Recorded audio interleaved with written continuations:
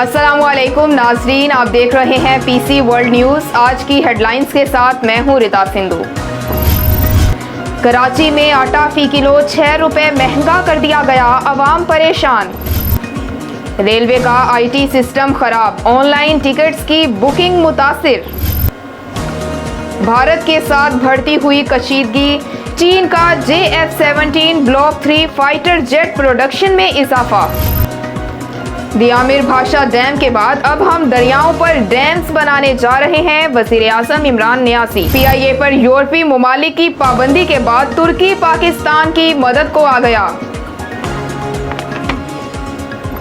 महकमा मौसमियात ने अगस्त में ज्यादा बारिशों की पेशगोई कर दी।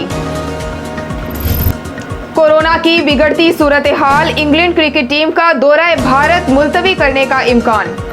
रमीज राजा की अमामुल हक को इंग्लैंड के खिलाफ नंबर 3 पर खिलाने की तजवीज़। और बाबर आजम की अपनी 8 साला परस्तार से वीडियो कॉल पर मुलाकात। ये थी आज की हेडलाइंस। मजीद खबरों और अपडेट्स के लिए देखते रहिए पीसी वर्ल्ड न्यूज़।